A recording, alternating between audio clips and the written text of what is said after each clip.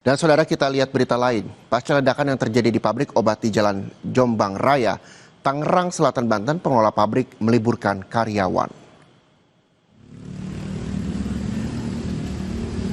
Pasca kejadian tidak ada aktivitas di dalam area pabrik. Karyawan pun terpaksa diliburkan.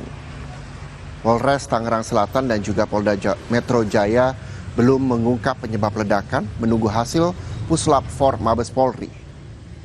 Salah seorang saksi mata bernama Wanto mengatakan saat ini pabrik ditutup dan karyawan diliburkan.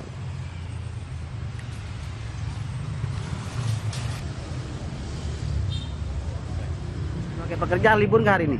Iya, libur Pak. Oh, pasca abruk ini tembok Pak ya? Iya. Di berapa sih Pak kejadiannya?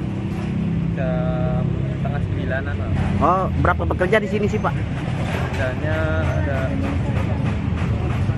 puluhan lebih sih Pak. Oh, 10-an lebih pekerja dan itu diliburkan semua pasca abruk ini. Iya. Pak, apa aja sih dampaknya Pak?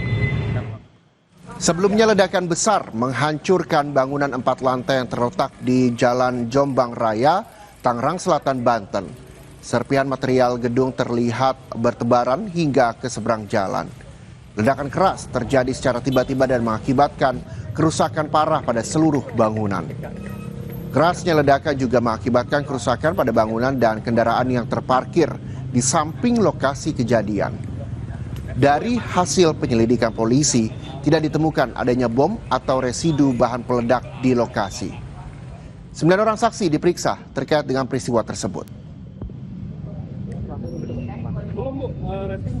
Setelah dilakukan pemeriksaan dan sterilisasi oleh tim Jibom Gegana Brimopolda Metro Jaya, tidak ditemukan bom atau residu bahan peledak di tempat kejadian perkara. Kemudian